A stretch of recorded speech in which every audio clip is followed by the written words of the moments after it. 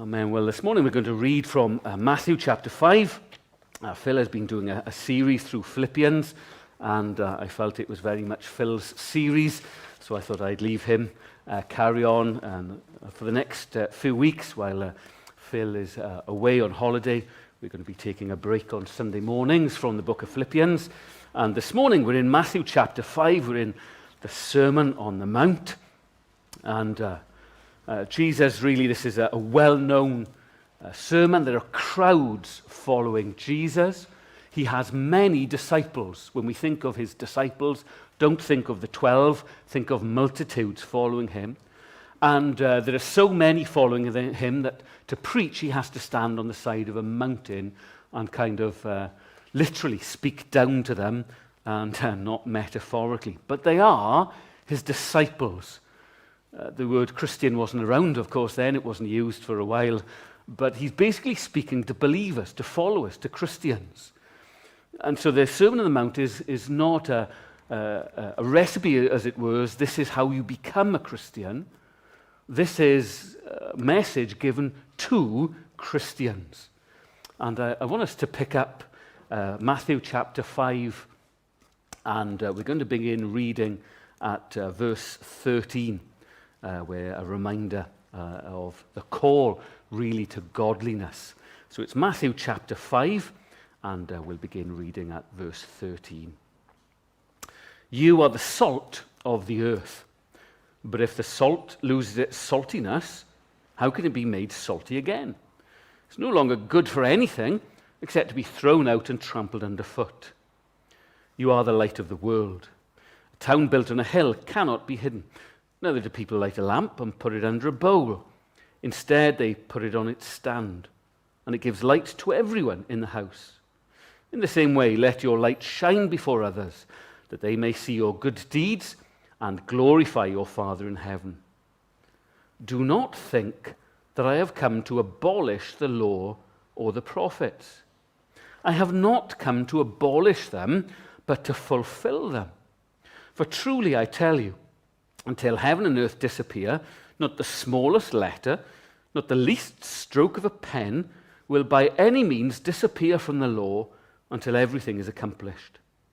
Therefore, anyone who sets aside one of the least of these commands and teaches others accordingly will be called least in the kingdom of heaven. But whoever practices and teaches these commands will be called great in the kingdom of heaven. For I tell you that unless your righteousness surpasses that of the Pharisees and the teachers of the law, you will certainly not enter the kingdom of heaven. You have heard that it was said to the people long ago, you shall not murder. And anyone who murders will be subject to judgment.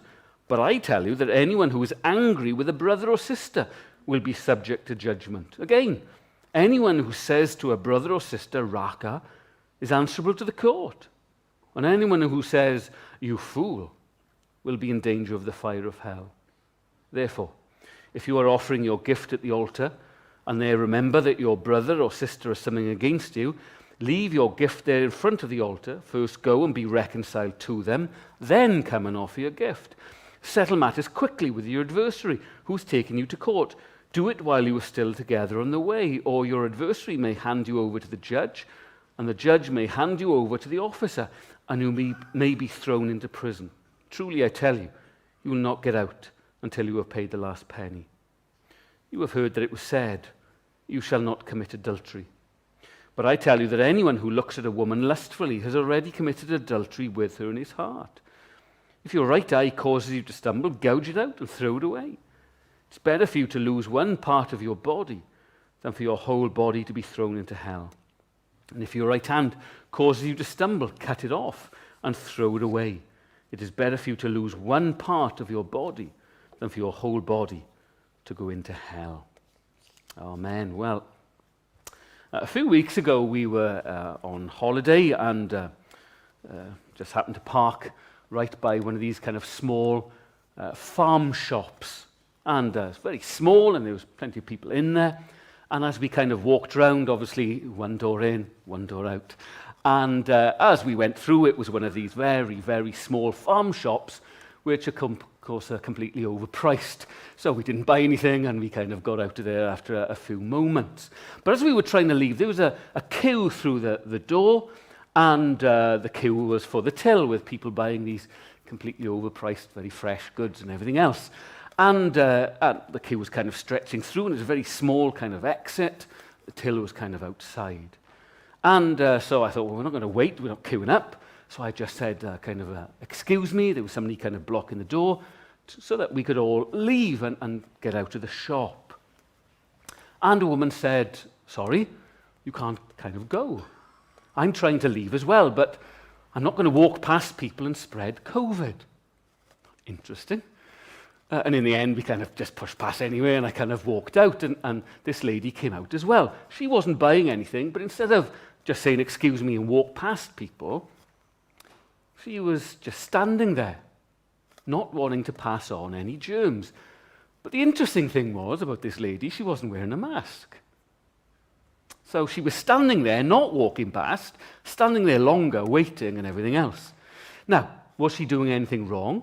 Well, she was, because, of course, although she, I think, was English from her accent, she probably thought she didn't need to wear a mask because she's English, but she's in Wales, and the laws and the rules are different.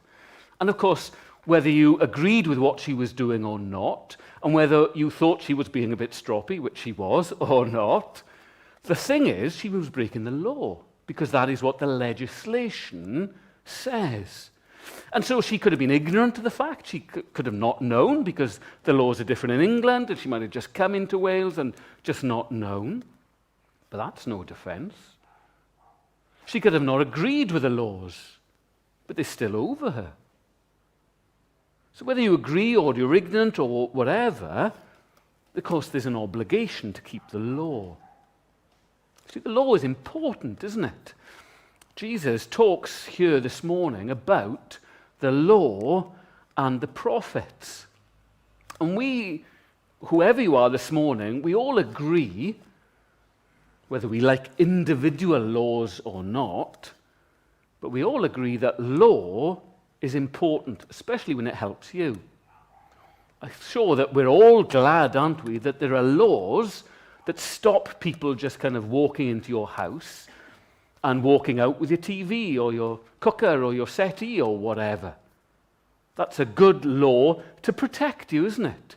I'm sure you're glad that your next-door neighbour who loves your prize rosebush can't just walk into your garden with his spade, dig it up, and plant it in his garden. There are laws to protect you in that way. And so you're glad that those laws exist, aren't you? We like laws when they protect us. They bring comfort, even a bit of peace. People cannot act in that way, and if they do, there's something I can do about it. Of course, the flip side is there are some laws that we're not so keen on. We might think that some laws protect us, but perhaps you're travelling to the airport. Remember airports? Holidays abroad? And you're travelling to the airport and you've got to be there at 6 o'clock in the morning, and so you've left at 4 a.m. and you're running a little late. But there's nobody at all on the M4, and you've seen kind of 2 cars in the last hour that you've travelled.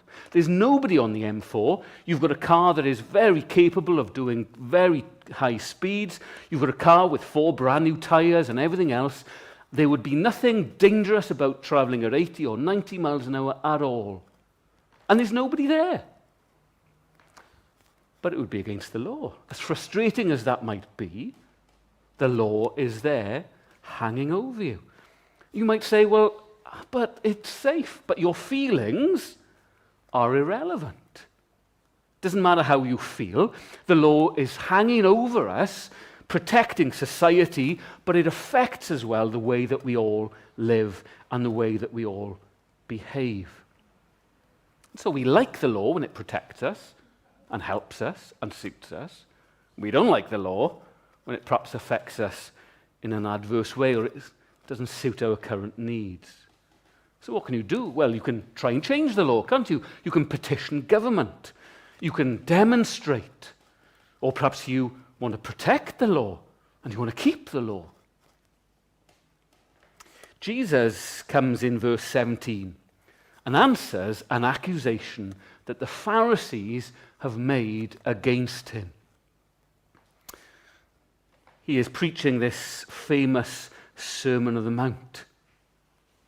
And he comes, "Do not think I've come to abolish the law or the prophets." Some people come, they want to abolish certain laws, don't they? And so they put up a petition to get rid of this, that, or the other. The Pharisees think that that is what Jesus is coming to do. The law that Jesus is talking about is not kind of the Roman law, but he's talking, of course, there about the Old Testament law, about God's law. The law and the prophets is kind of shorthand for the Old Testament. It's shorthand way of saying the Old Testament, the Old Covenant, under Moses and what the prophets have predicted and prophesied and guided Israel. And the laws particularly given to Moses in the first 5 books of the Bible. This is how Israel are to live. This is how they are to worship me. But there have been accusations now and rumblings made against Jesus. Jesus is coming to change things, to shake things up. Of course, they're right, but probably not in the way that they think. When we think of the law of God that God has given in the Old Testament, we have moral laws summed up for us in the 10 Commandments. We've got civil laws, ceremonial laws, festival laws, laws kind of governing all kinds of behavior. The 10 Commandments are not the end of the law. Sometimes we think that they're just, a summary of the whole of the law, but they're not. They're only a summary of the moral law. The food laws and everything else are not really covered by the 10 Commandments for Old Testament Israel. But there are laws given about a multitude of situations. I was reading Deuteronomy, and in chapter 22 we read a law like this. If you come across a bird's nest beside the road, either in a tree or on the ground, and the mother sitting on the young or the eggs, do not take the mother with her young. You may take the young, but be sure to let the mother go, so that it may go well with you, and you may have a long life. So you're an Israelite, and you read that, and you think, well, I want a long life.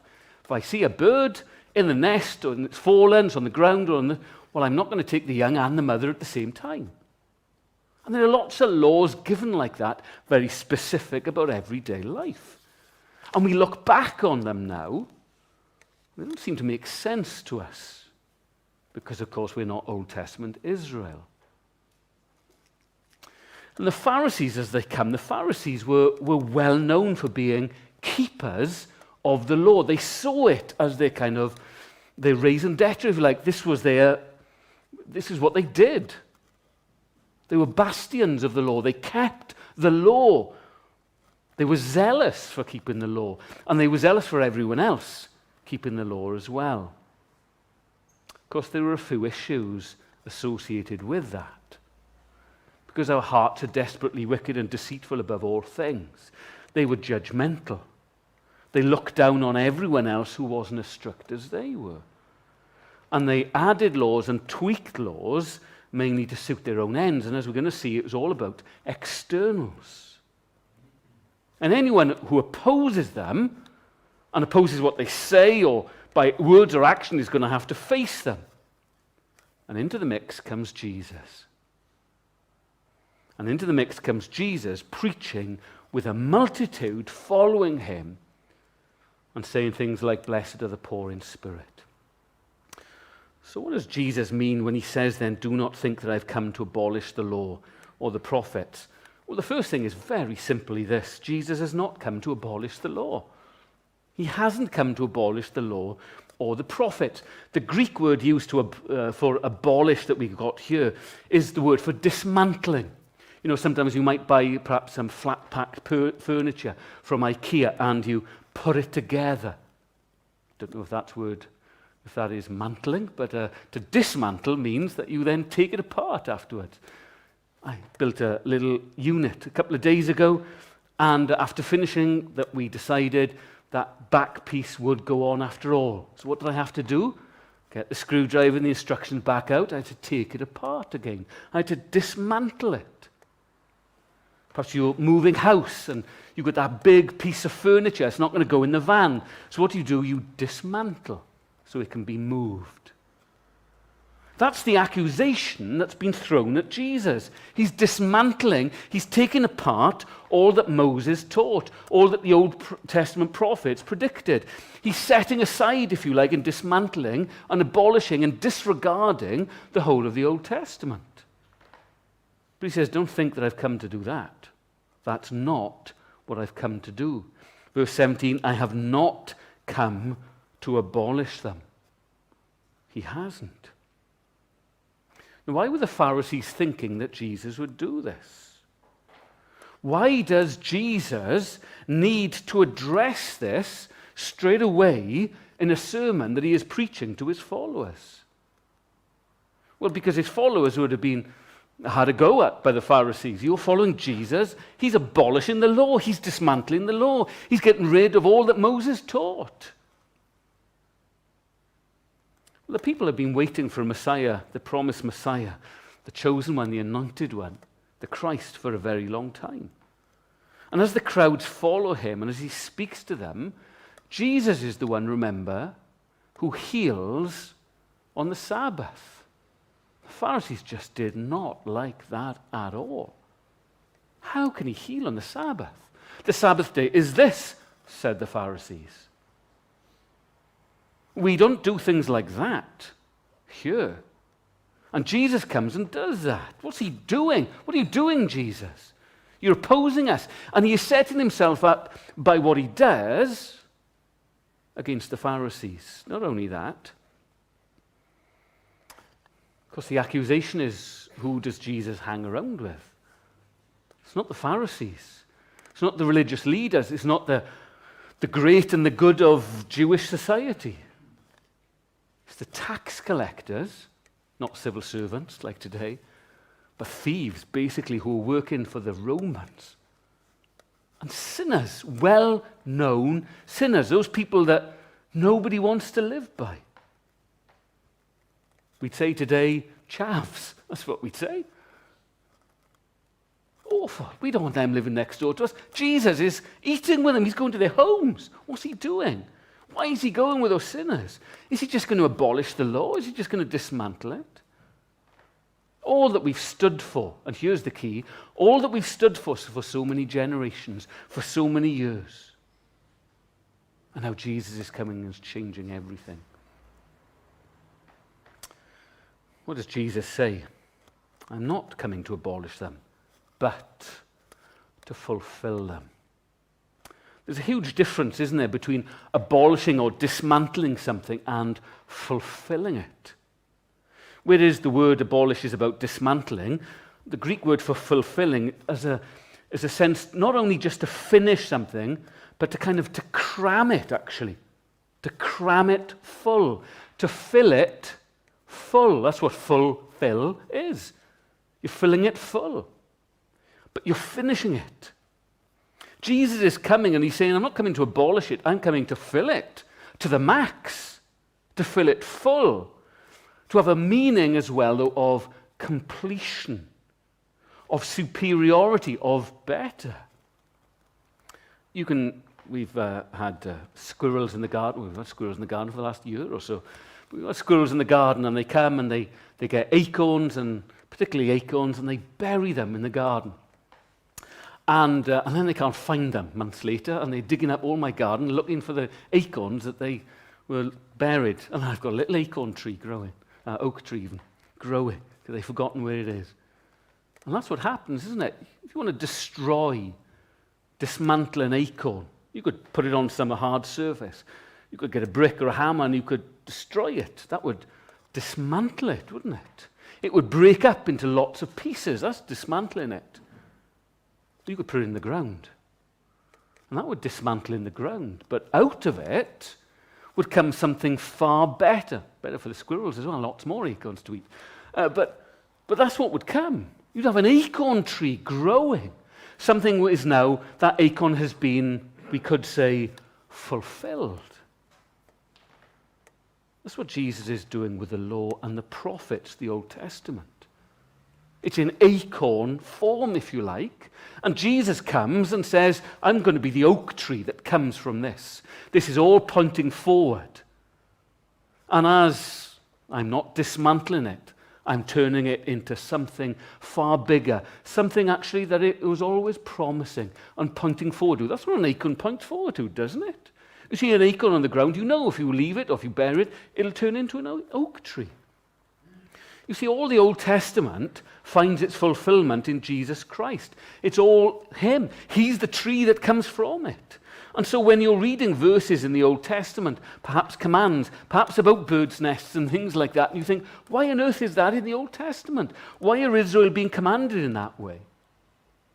Well, it's because it's going to come to fruition and fulfillment and completion in Jesus Christ. And we can learn principles about nests and things like that and see how Jesus fulfills this into what he does and in what he says. And we learn what God is like.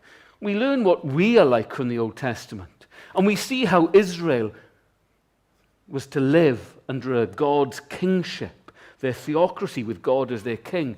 But it all points forward to Jesus, the Messiah, coming and fulfilling that. And we can see that sometimes very obviously, can't we? If you know the Old Testament at all, you see some of the Old Testament sacrifices in particular. They obviously point forward when Jesus comes. He fulfills them. The Paschal lamb, the Passover lamb, the scapegoat going out of the city with the sins of the people being put on that goat and it's sent out of the city. Well, Jesus fulfills that as he takes our sin upon him, being crucified outside the city wall in Jerusalem. And so some of them are obvious, but some of the more obscure things are fulfilled by Jesus as well. In the Old Testament, if you had mold on the wall, what were the Israelites to do? They were unclean. What was the thing to do? It wasn't to be made clean, actually. It's to make a sacrifice. What's that pointing forward to? It's pointing forward to Jesus coming, who takes unclean sinners like us, and his sacrifice actually makes us clean. He goes one step further. He is fulfilling it. And so when we read the Old Testament, we see that it's an acorn pointing forward to a great oak tree, who is Jesus Christ. And so if the first thing we see, Jesus hasn't come to abolish the law, the second thing we see is this: Jesus fulfills the law in its meaning. He comes and fulfills the law and the prophets in its meaning. You see, the Pharisees were all about external things, external performance, what looks good on the outside. It can be easy to fix, can't it? You know, when we've got dirt on the outside, that's easy to fix. You know, just a bit of soap, a bit of scrubbing. That fixes things, cleans it up. But you've got something dirt on the inside. Well, that needs major surgery sometimes. We can hide what we're like externally. We come on a Sunday, dressed in our finest, you know, showered and shaved and everything else on a Sunday morning, and we're looking good. But what are we like on a Saturday night or a Monday morning? In private. We're not in public. Our public face is not put on. Well, that's the Pharisees. It's all about the external. It's all about the public face that they put forward. You've got to get that right. That was basically their teaching. But Jesus fulfills the law by telling us really the extent of the law. You see, he tells us in verse 18, until heaven and earth pass away, I haven't come to change anything. The smallest letter, the least stroke of a pen, and there they are, kind of, in Hebrew, the kind of tiny strokes of the pen were above certain letters and all that kind of thing. Jesus said, I'm not going to change, not even the minutiae have I come in that way. I'm not going to get rid of any of that, but I'm fulfilling it all of the Old Testament, teaching and law and prophecy. And we don't set them aside, he says in verse 19. And we don't teach others. And unless your righteousness is greater than the Pharisees and scribes, outwardly, that's all about outward, you would enter the kingdom of heaven. And then Jesus gives us a greater challenge than even the Pharisees set, because he fulfills the law now in its meaning. It's not about externals. And so he gives us 6 areas, 6 examples, 6 kind of parts of the law, if you like, to show us that it's not about externally what to do. We read a couple of them: murder and adultery. Murder. You said, verse 21, you shall not murder. Anyone who murders, well, that's fine. No murderers here this morning. Pharisees, well, you kept that. What about if you hate someone, Jesus says? What about now the intent? What about what your heart and your mind is like? What about your thoughts? See, Jesus is raising the bar massively above what the Pharisees and the scribes are stating. Well, they say, well, externally, of course, I've never killed anybody, so I'm not subject to that law. I've kept that. Look how good I am. Jesus says, yeah, but you've hated. Hated sinners and tax collectors and me. Or adultery, or divorce, or oaths, or revenge, eye for an eye, tooth for a tooth, and loving our neighbours. In those 6 areas, Jesus specifies what it means, not in outward practice, but really the intent and the motive of the heart. And Jesus here, in these verses, is contrasting our heart motives and our intentions, what we really are like on the inside when there's no one else around, how we really think, what we really think of others, what we really look at and see. And of course we fall short. Of course we do. Of course we do. And he raises the bar and fulfills the law now in its meaning. This is what it really means. It's the heart. What are we going to do? You see, the issue as he sets what the Pharisees taught about what the real meaning of the law is, and as he raises the bar in that way, he is showing us what the Pharisees are like.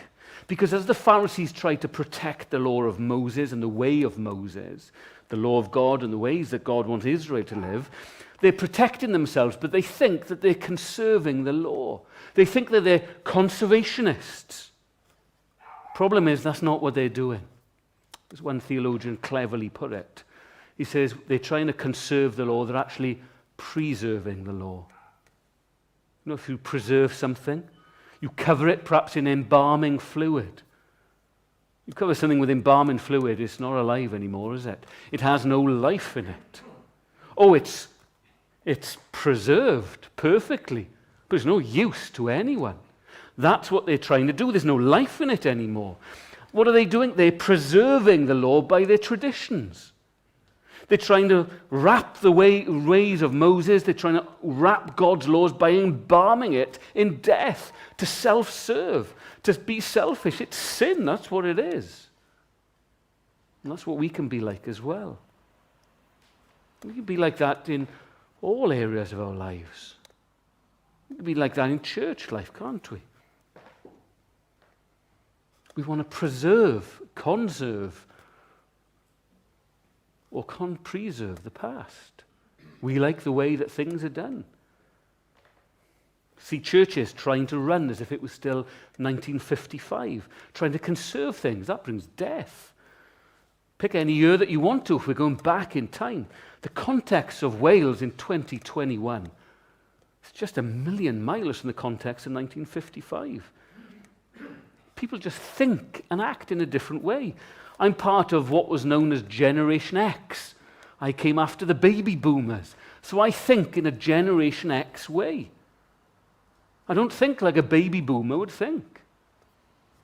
But neither do I think like a Generation Y who came after me. I don't understand the way that they think. And I definitely don't understand a millennial. And now a Generation Z and apparently a Generation A. They think in completely different ways.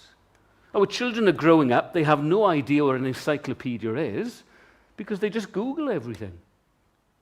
And so we think in different ways, don't we? We are different. There's no better or worse. It's just the culture has changed and is different. But we don't conserve the past because that's what the Pharisees did. They're conserving and embalming and bringing death. We're never to do that. Jesus fulfills the law in its meaning. It's the heart's intent that's important. How's your heart before the Lord this morning? Because the third thing we see this, when we think of the fact that we cannot keep this law, unless your righteousness surpasses that of the Pharisees and the teachers, well, we don't even get to where the Pharisees are. And what comes next by Jesus is him raising the bar. So how are we going to do it? Well, the third thing is this. Jesus fulfills the law for you. He fulfills the law and the prophets, but he does it for you. All the Old Testament prophecies about the coming Messiah, Jesus fulfills them all. And there are thousands of them, and one man fits. One man fulfills. One man fills them full. But he also completes and keeps the law perfectly as well in all of his life.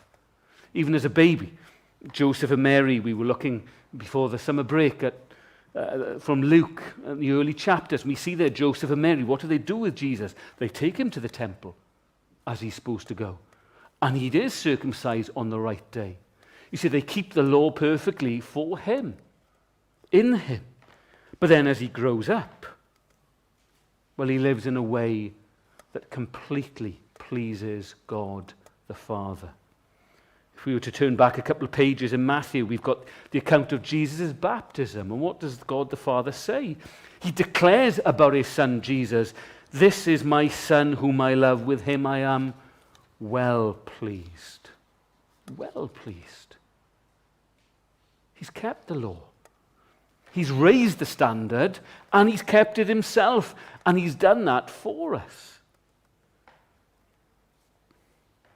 Because all those Old Testament laws and sacrifices, all the laws, they find their fulfillment in Jesus. They come together in him, whether it's the moral law which he keeps for you, or the sacrificial and ceremonial law that he keeps and fulfills for you. That once for all sacrifice has come so that the old is gone. But it's the same with everything else. He has kept that for you because you can't. And it's not just that he has kept it for you, but he has. It's not just that. He has filled it to the brim as well. Filled it to the brim. So don't try and do it yourself to please God. Imagine being in a buffet. I love buffets. And you go there and someone hands you a plate, and there's a few scraps left over. You think, well, you've got to kind of empty that, and they think you're a waiter. Or then somebody hands you an empty plate, which is clean. Well, now you're expected to fill it yourself, aren't you? And there's a picture on the wall, perhaps, of the perfect plate of food from this buffet. And you aim to fill the plate, but you do it badly, and you slop stuff on, but then just as you're about to sit down, someone brings you a plate. And the plate is full. It's been completely filled. It's almost overflowing. You couldn't add anything to it. If you add anything onto this buffet plate, well, everything will just fall off. There's nothing you can add. It's completely full, and everything is in the right place, and there's every type of food group and everything it's all there, everything from the buffet, and it's perfect on that plate. What are you going to do? It's a gift for you. You'd say, well, how generous is that person to do that for me? What are you going to do? You're going to eat it, aren't you? That's what you're going to do. It's a plate for you. Eat it. Enjoy it. It's yours. It's been done for you, and it's full. Jesus has come and fulfilled the law. He has done it for you, and he offers you that full plate of his righteousness. He has filled it full. All the demands of the law filled full for you. What are you to do? Enjoy it. Jesus has done that for you. And so we're not to add to it and think, well, God will be pleased with me if I can just add this.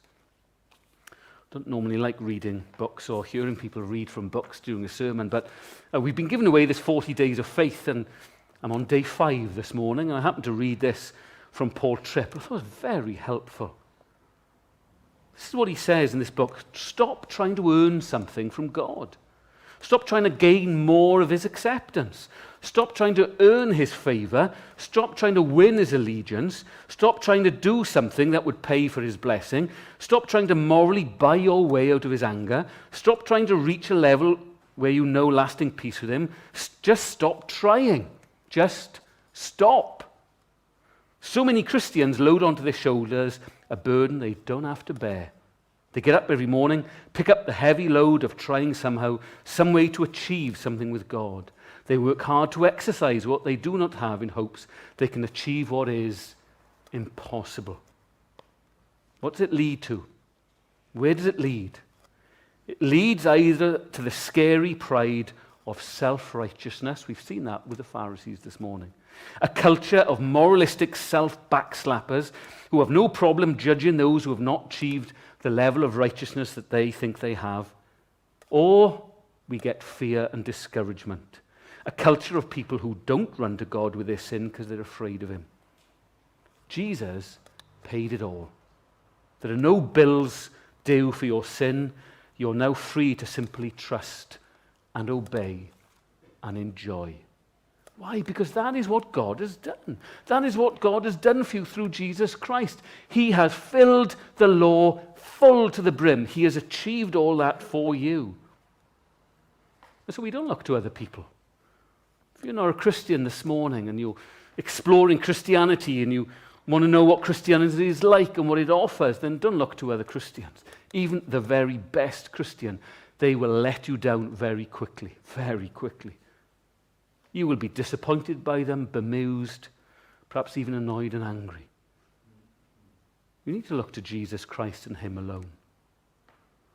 Because our best efforts, unless they surpass the Pharisees, well, we won't enter the kingdom of God. We need to rely upon what Jesus has done and has done for us. He has filled it to the brim, and there is nothing that you and I can add, and so we don't need to try. We need to trust, and we need to enjoy, and we need to worship him for what he's done. So we need to look to Jesus this morning. We need to worship him. He has fulfilled all these things, and he has done it for you and for me. What a Savior God has given to us. What grace he has given. We don't deserve it, but your plates are full of Jesus' righteousness this morning. He has done it all. And so let's worship him. And so we're going to